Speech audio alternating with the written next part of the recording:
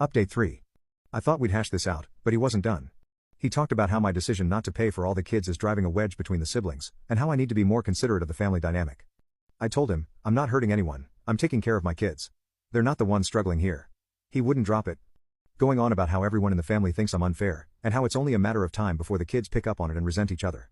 It felt like he was laying the whole weight of the family's happiness on my shoulders. I told him, your family's opinion doesn't change my responsibilities. I'm not their dad. I'm here for my kids, and that's not going to change. At that point, I didn't know what else to say. No matter what I did, they were going to see me as the villain.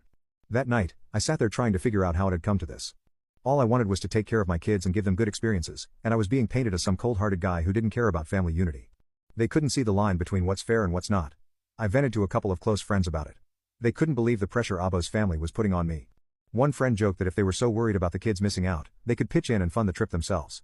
It made me laugh, but it was frustrating because it felt like her whole family had decided I was obligated to be an all-in as a parent to kids who weren't mine.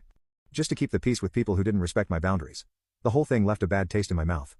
I was getting texts and calls from random family members, all pushing the same line, and I was over it.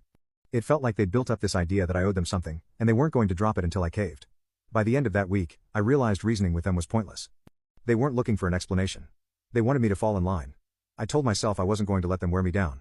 My kids are my responsibility, and I wasn't going to let this extended family guilt trip change that.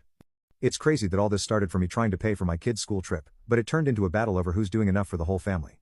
They may not like it, but I know where I stand. After that week of non-stop messages, friendly advice, and guilt-tripping from Abo's family, I decided to make a final call on my boundaries and stick to them, no exceptions. It was clear that no matter how much I explained myself, they weren't going to get it.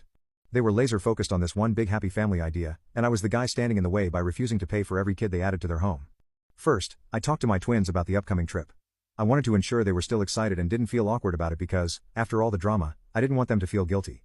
I kept it simple and said, hey, I'm really looking forward to this trip for you guys. And I want you to know this is something special for just the two of you. I didn't go into the messy details, but I wanted them to know it was okay to enjoy something for themselves. Both seemed relieved. They'd picked up on some tension kids always do, but they were happy and genuinely excited to go. That was a huge weight off my shoulders. I needed them to know they deserved nice experiences without feeling responsible for anyone else. With that settled, I knew I had to set clear boundaries with Abo and her family. Not just a vague, I'm only paying for my kids' boundary, but a real line they'd understand couldn't be crossed. I called her, keeping it calm and straightforward because I didn't want another hour-long argument. I said, Pull, look. My role is a parent to support my twins. I'm here for them, and I'm doing what I can to give them good experiences, but that doesn't extend to other children who aren't mine. Of course, she wasn't thrilled. She started in on how the other kids would feel and how it's not fair for siblings to have different experiences. I let her talk, but when she went down the guilt-tripping path again, I stopped her. I said, I get that you feel that way, but this is my final decision. I'm not paying for any extra expenses outside